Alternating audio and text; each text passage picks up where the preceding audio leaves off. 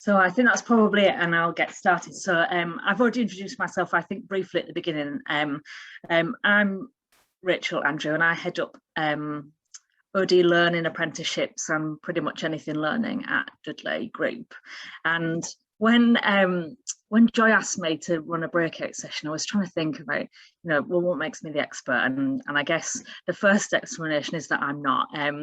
So I might see a few people quickly sneaking out when they realise that's the case. But I guess what I wanted to do was create an opportunity for us to talk about that really quick journey that Will's just been talking about as facilitators into the world of virtual learning and how to engage people. So I've learned some stuff over the last 12 months, and that was kind of what I'd planned to share with you today. So I haven't pulled together any slides. And I'm going to be relying on the chat box and potentially some cameras in a short while, because I wanted us to have a bit more of a conversation about what we collectively have learned and what we can share. And I can give you the learning that I've done, and we've done quite a lot at my organisation in terms of learning, not so much in terms of virtual, although bits and bobs. Because I think, how do you condense virtual facilitation skills in a year of COVID, when many people who've developed their facilitation skills have developed them over a way longer period of time than that, under far less stressful circumstances, with much more opportunity to learn as they went along. So I'm going to tell you a little bit about how I came to virtual learning, and I'm going to pose a few questions as we go along. And then there's the chance for you to share some of your top tips or learning too. So that's hopefully how it goes, and then we'll finish up with maybe a conversation at the end. So as an L&D, actually I came to learning and development by accident. It wasn't my chosen career, and I haven't done lots of formal learning over time. So I'm self-taught in most of what I've done. And the thing I love the most about being a learning facilitator is the chance to have a really good conversation. So total extrovert, I love corridor conversations, and a bit at the start and the end and the middle of meetings where you kind of end up on a conversation that maybe wasn't the conversation that you started out on. And as a result of that, I really love face-to-face facilitation. I love being in a room with people, or a corridor, or outside, or anywhere, where you have the conversations and you have much more informal opportunities to talk to one another and learn some things together. And I'm neither a technophobe nor a complete techie, so somewhere in the middle. And as a result of that, I'm kind of somewhere in the middle in terms of my confidence and competence at virtual learning and engagement. And also when it comes to how far I've got to go in terms of my own learning. So a really good encouragement from Will in his session that said we've got some learning to do with our people in OD and learning. So the kind of structure is, I'm going to have a few questions, I'm going to tell you a little bit, and then hopefully you might want to contribute too, because you've done a lot of listening this afternoon, and there might be a chance for you to do some talking too. So the first thing I wanted you to do was to do a quick hello. So you did a hello at the start of the other session, and a quick hello in the chat box that says, hi, who you are, and possibly why you've joined this breakout session. So what is it that brought you to this breakout session?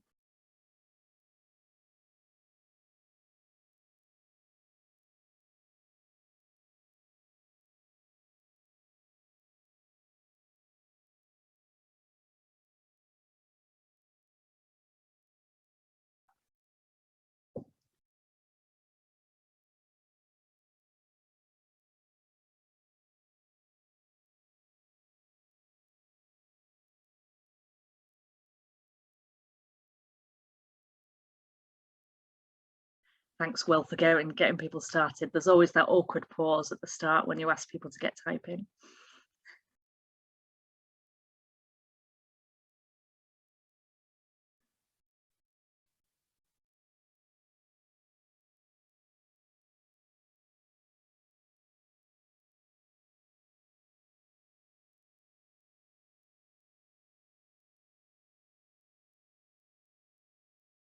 Great, Lorna, thank you for some learning, thinking and reflecting. Rebecca's here to hear of other people's experiences. Yeah, it's all about sharing for me, actually. I've got my top tips from lots of other conversations with others. So Paula is always looking at more learning and reflection. some tips Rachel's looking for. I'm sure you've got some to share, including statutory mandatory. Absolutely, yeah. That's where I started in the NHS, with statutory mandatory, and I loved that job for a little bit of time. So Bev's just started a clinical training post. Steve, yeah, where are we all in our journey from the past to the future? I might talk a little bit about that too.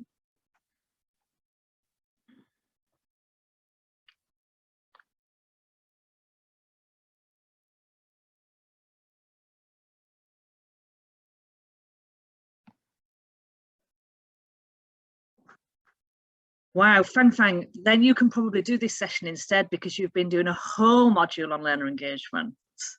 And I've got a similar experience at our trust actually, in terms of we would describe it as lots of passive learners, so people who are looking to be taught something rather than to get on their journey of how to inspire self-directed learners. So great. I'd be very curious to find out what you learned in your whole module on learner engagement. We'll talk to that. Hi, Matt. Thank you. Talking about digital learning is business to Matt and all the days, but he wants to think about how that transitions with real world engagement.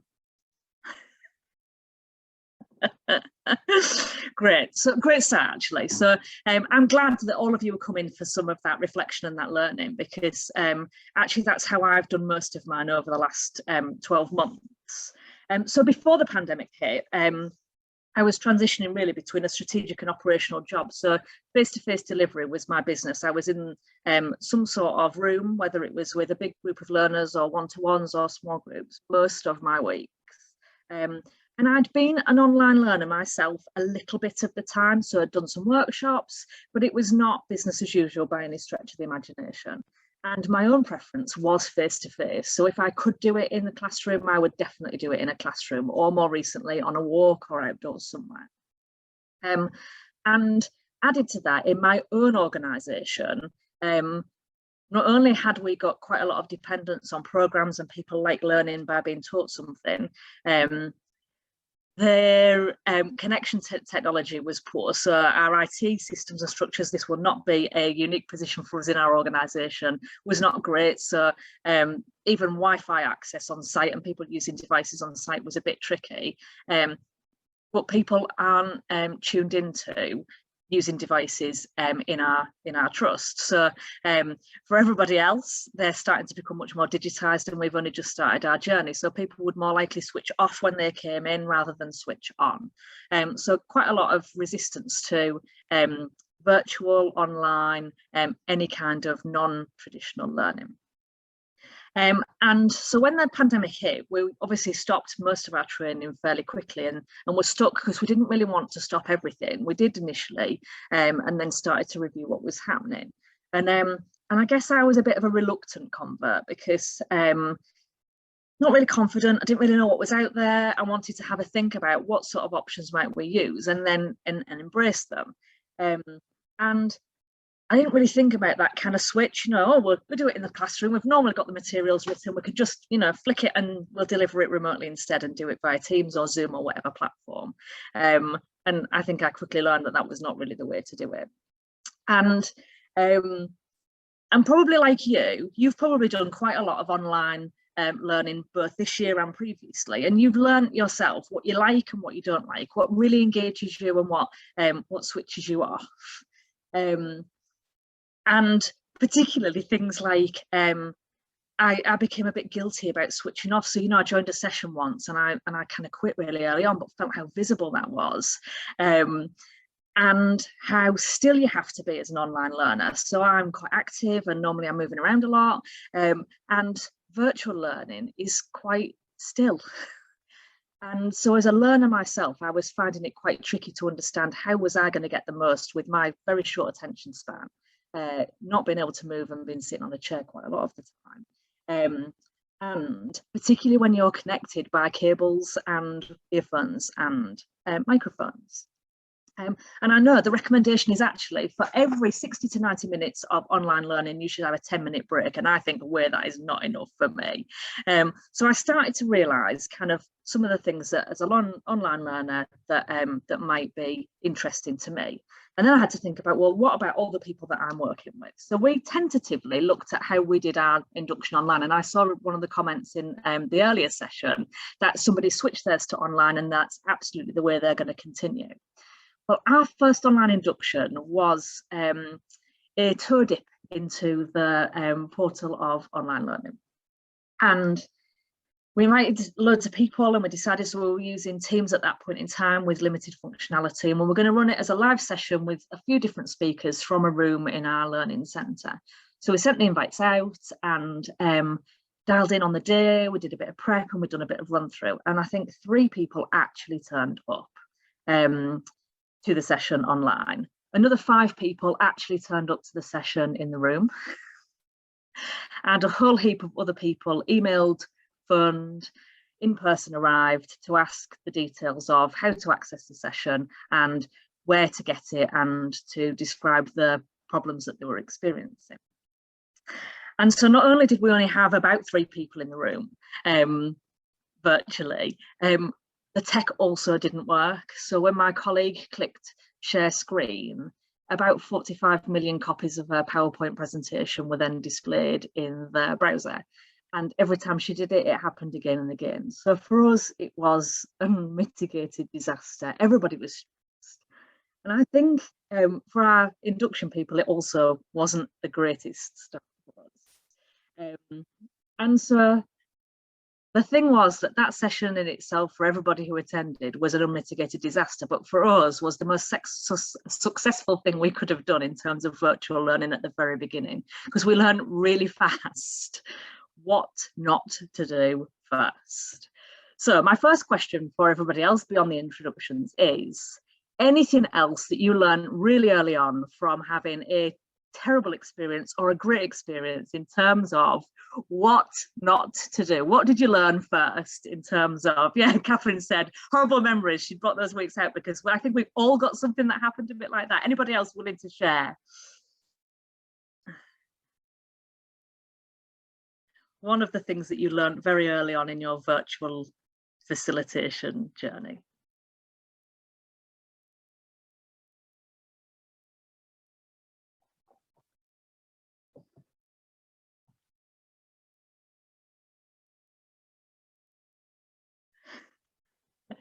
Wi-Fi feeling great, induction, trying to work out what to blame for connectivity, absolutely. And today, as I was chairing partway through the session, my computer's just restarted because we've transitioned to N365.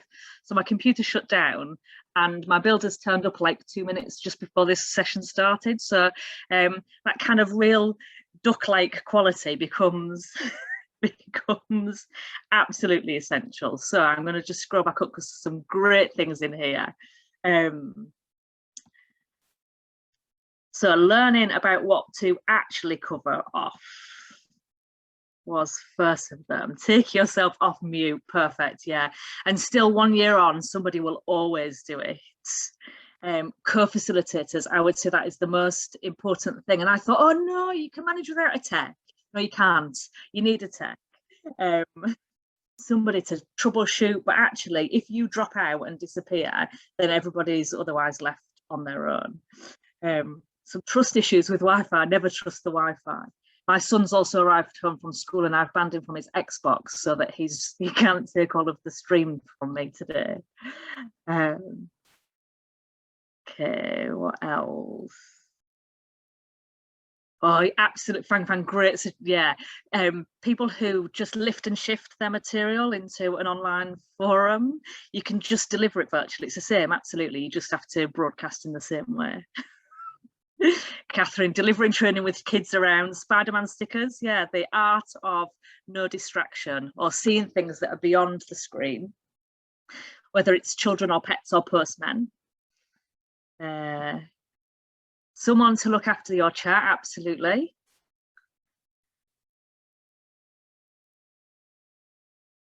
how can you get people to engage? Yeah, and I'm going to talk a bit more about that in a second, actually, because one of the things for me about being a facilitator is we've started everybody with cameras off, and that's great.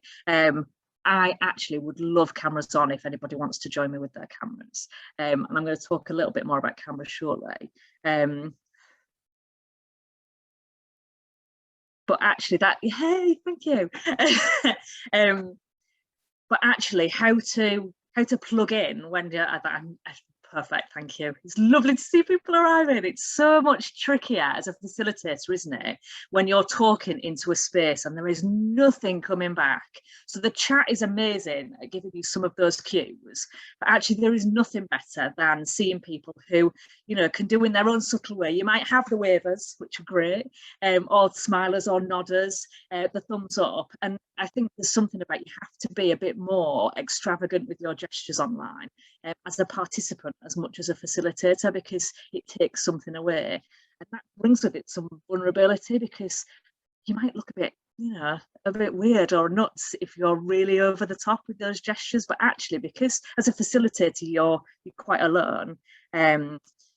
Yeah, there was one tip that I read. There's loads of materials out there now in terms of good facilitation online, and I think there's something about practice, but about that, everybody's coming to their session with the distractions of the day, and that move to online homework into. So you don't know what the experiences of your learners. So are they coming to it as a protected environment? Are they able to plug in, switch everything else off and completely focus? Or are they coming to it to give partial attention to what's been on the screen? You know, how much of them have got a number of different browser windows open?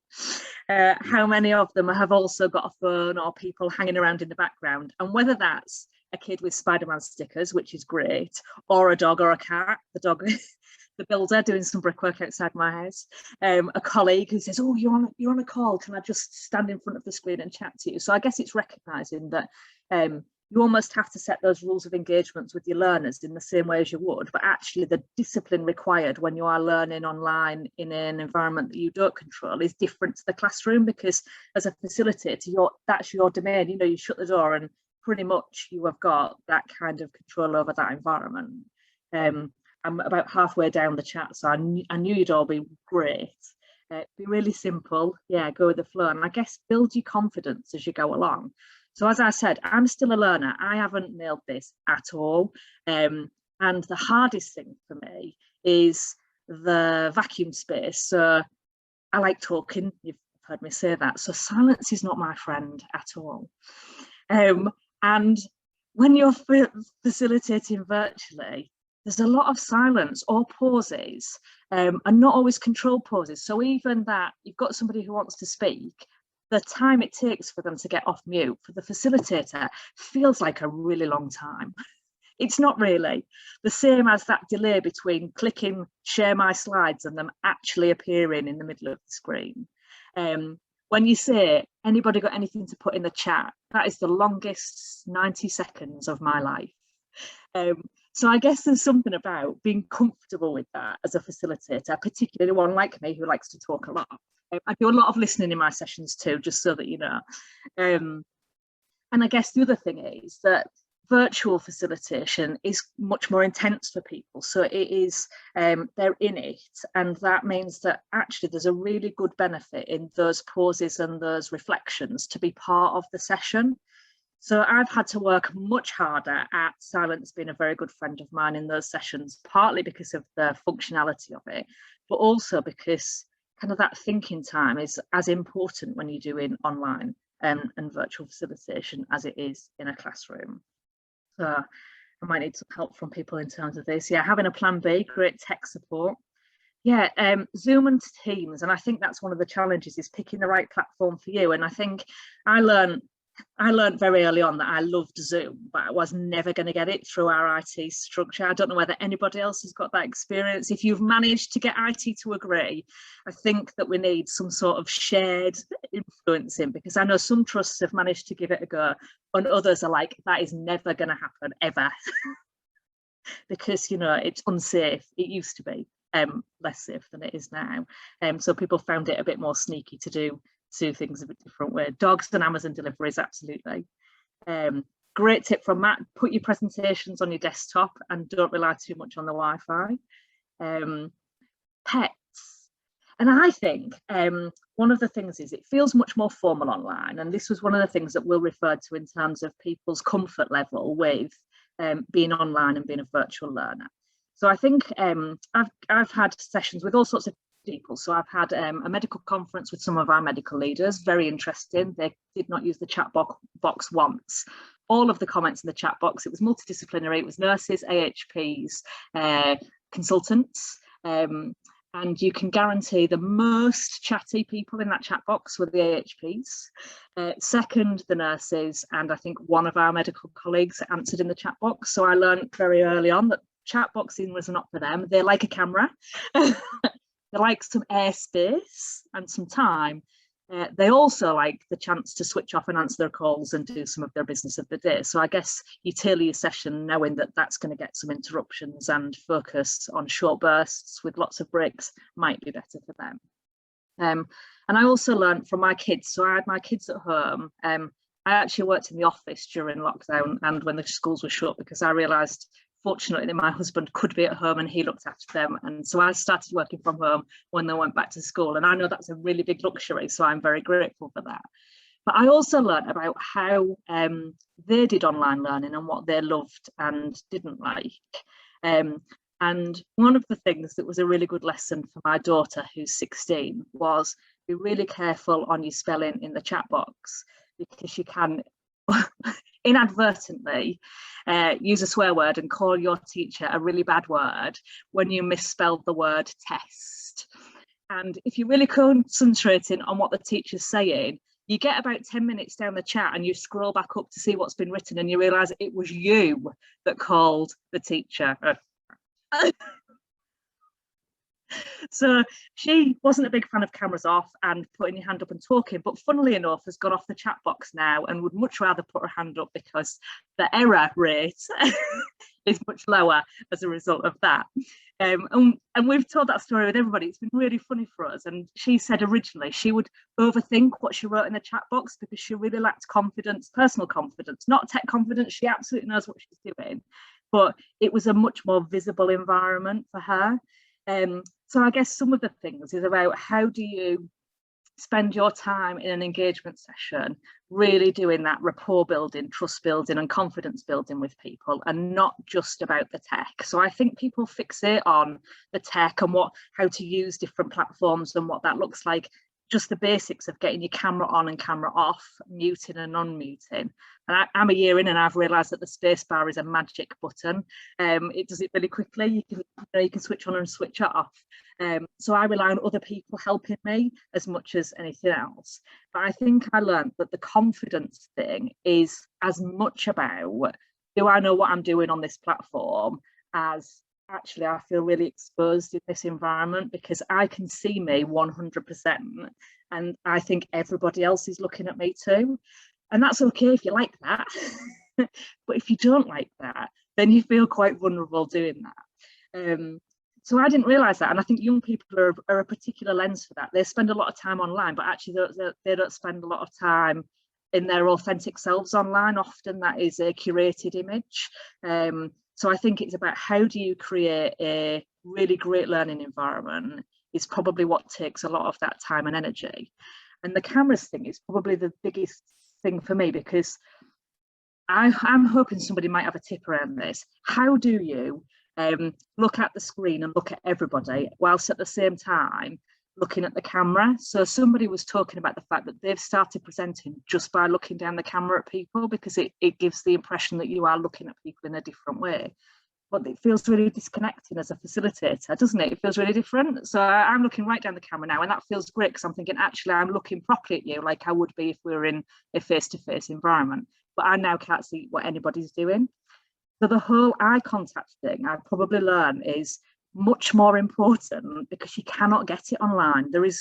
It's almost impossible to get eye contact with somebody when you're on a virtual platform, and I think that takes away some of that instant connection that you would have with people. So it's that working much harder at the things that are so easy when you are with people.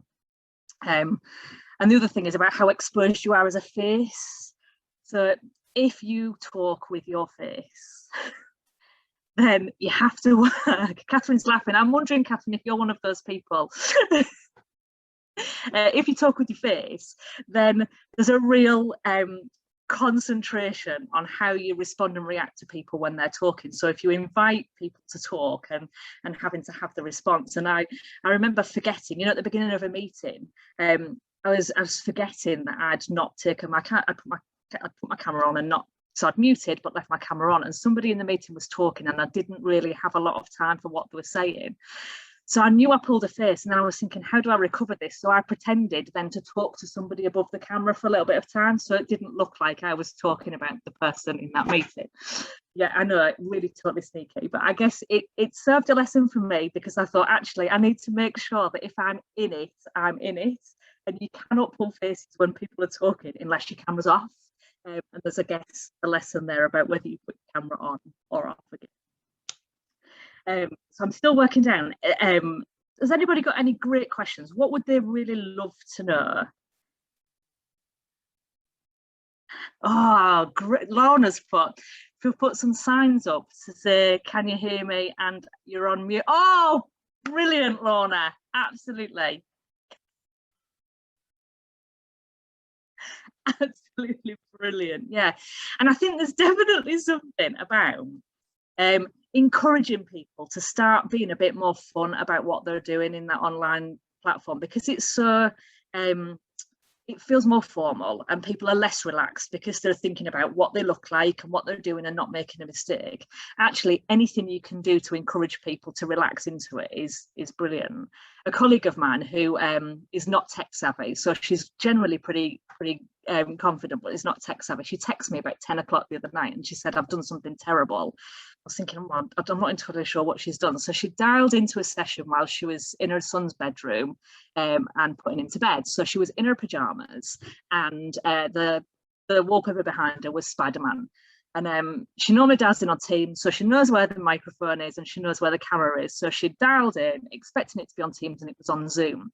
And she didn't know how to turn the camera off or the microphone off. So all she could think was, I've joined this call in a kid's bedroom, wearing my pajamas, and in her panic she just shut her computer and waited for it to power down, because she was so mortified that she didn't know how to navigate it. And then she texted me and said, I can't believe I'm so embarrassed by this whole incident, because what are people going to think of me?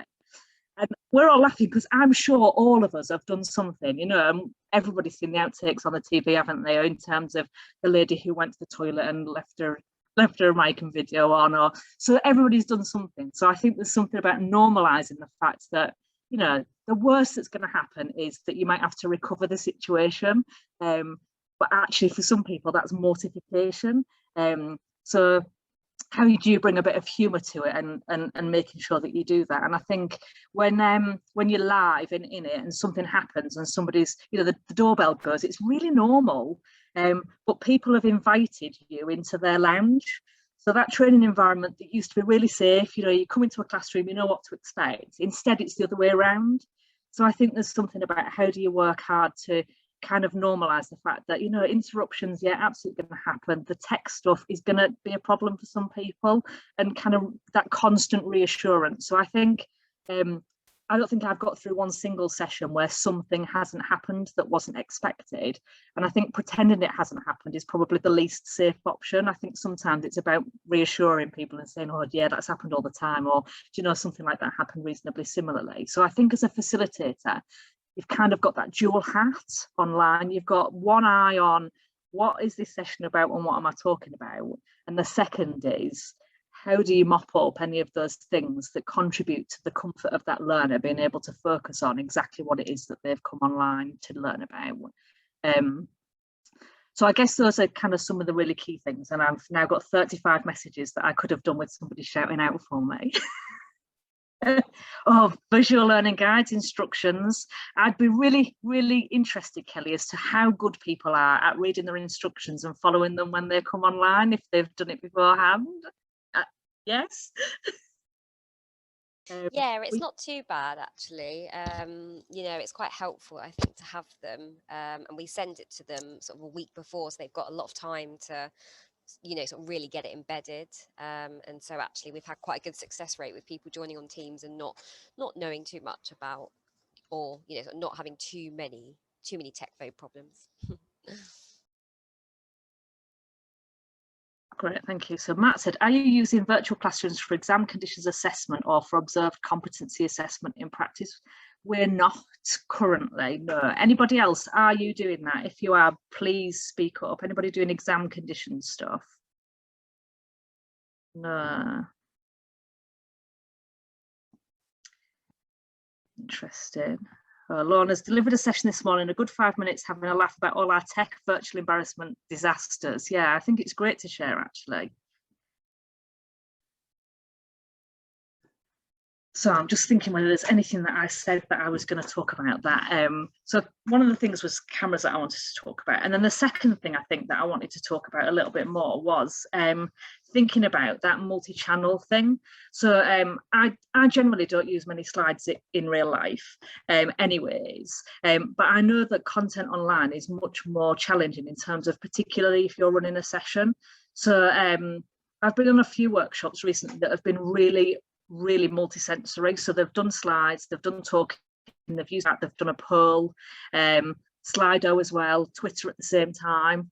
And I guess there's something about a balance there in terms of how much you use tools to interact with people and how much that becomes either a mess of stress in terms of what am I supposed to be doing now? Oh, I can do a tweet like that, but actually I was supposed to be voting on them. Or how much the slides are important. So I think there's definitely something about really paying attention to how you curate a session online and testing it out with somebody else about whether that feels too much or not. Because if you're introducing kind of some of those more technical elements, the level of technical competence for others also has to be up there. Oh, great. So Will, Young and Suzanne have said they've used online for assessment centres, recruitment assessment centres. Yeah. I'd be curious actually about people's experience of recruitment through virtual. So we were quite sneaky and we've recruited quite a lot, not sneaky because we've recruited quite a lot actually through the pandemic, so really fortunate that we had lots, but we said that because it was a people job we wanted them to come in and see us, so actually we had real life face-to-face assessment centres instead, including a guy who I feel guilty about to this day, who drove from Newcastle in a day because he couldn't get any accommodation. He does work for us now though, so I think that that's okay.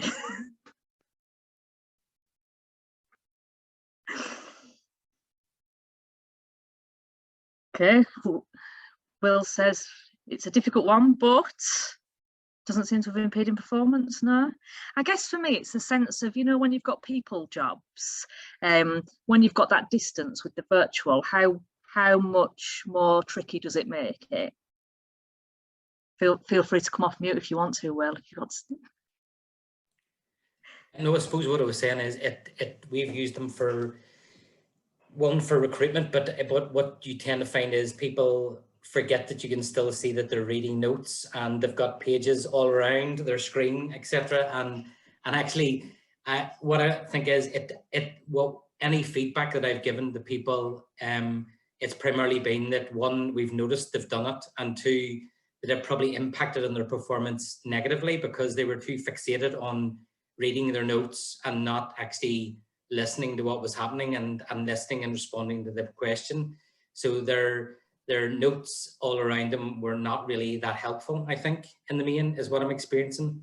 In terms of assessment, yeah, we're using them for qualifications, for example, for coaching qualifications, where we can observe them doing their coaching practice.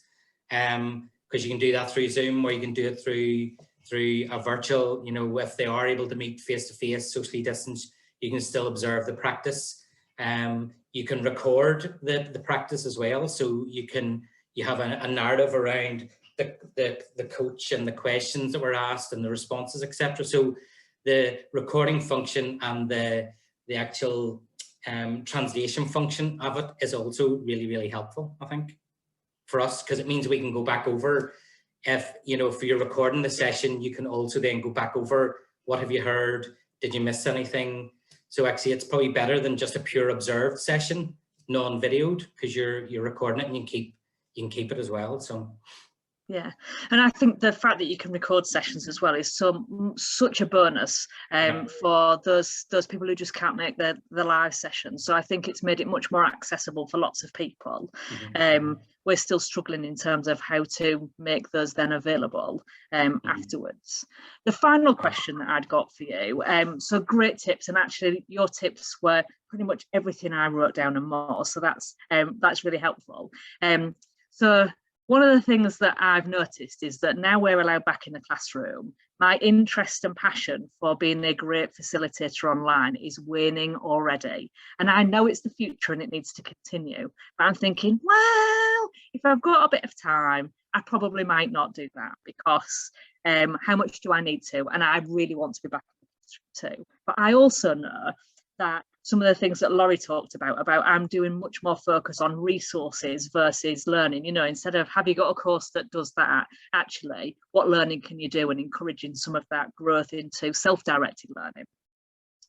So my question for you, and it also linked to something that Will said about the fact that we're, as facilitators, we're all going to have to continue to do this in the future, because it's the right thing to do, as much as the fact that the pandemic has kind of escalated, you know, lots of years of learning in face-to-face training into how do you do it quickly online. So there's definitely a skill set development. So my question to finish on, because it's always great to finish on something for us all to share, is what more do you think we need to do / learn to be the great tech facilitators or the great virtual facilitators in the future?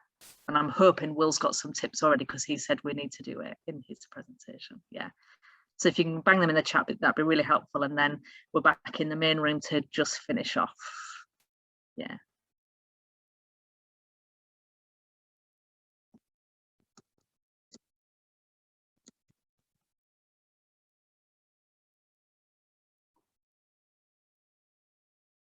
Great, Catherine, that you're going to do both. Yeah, we're thinking of doing that too, in terms of kind of mirroring it and slicing things up in much shorter bands of time too. So I think the thing that I learned the most is that attention spans for virtual is much shorter. So to try and tailor some of the offerings in terms of that. Yeah. That whole thing about failing. Yeah, I think there's something about encouraging people to fail. Yeah. Bite-sized sessions from Lorna too. Yeah, great.